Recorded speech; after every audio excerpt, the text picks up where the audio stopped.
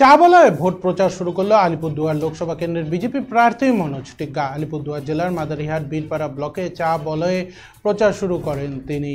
এদিন মনোজ টিগ্গা চা শ্রমিক মহল্লায় প্রচার চালান। সিঙ্গানিয়া চা বাগানে কর্মরত শ্রমিকদের মাঝে গিয়ে প্রচার চালান।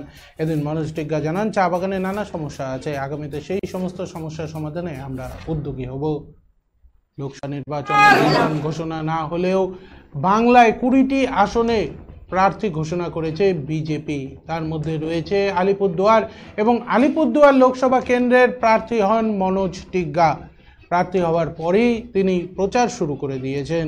এদিন আলিপুরদুয়ার জেলার মাদারিহাট বীরপাড়া ব্লকে চা বলয়ে প্রচার শুরু করেন তিনি।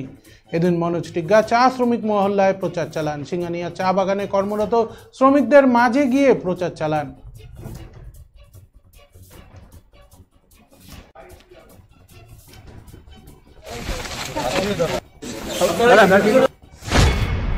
দেখুন, আজকে আমাদের এটা সিঙ্গানিয়া চা বাগান, আমার জন্মস্থান। আমার জন্ম সিঙ্গানিয়াতে হয়েছে, আমার পাশে এক বাড়ি। তো আজকে আমি আমাদের মায়েরা আছে, বোনরা আছে, সবার সাথে দেখা সাক্ষাৎ করেছি। তো এখানে চা বলয়ে তো প্রচুর ইস্যু রয়েছে, যেরকম ন্যূনতম মজুরি আছে, চা বাগানে জমির পাট্টার একটা ব্যাপার আছে, তারপরে পাশাপাশি আরও যেটা আমাদের মূল দাবি আছে যে এখন অনেক বাড়ি কোয়ার্টার পায়নি, তাদের কোয়ার্টার, রাস্তাঘাট, অনেক ইস্যুগুলো আছে। এই ইস্যুগুলোকে নিয়ে আমরা সামনে লোকসভা নির্বাচনে নামবো। পাশাপাশি বন্ধ চা বাগানের একটা সমস্যা আছে, যে আপনারা জানেন যে আমাদের বিধানসভায় 4টি চা বাগান বন্ধ আছে, রামঝোড়া, দলমোর, লঙ্কাপাড়া এবং ঢেকলাপাড়া চা বাগান, এবং কালচিনিতে 4টা চা বাগান বন্ধ আছে।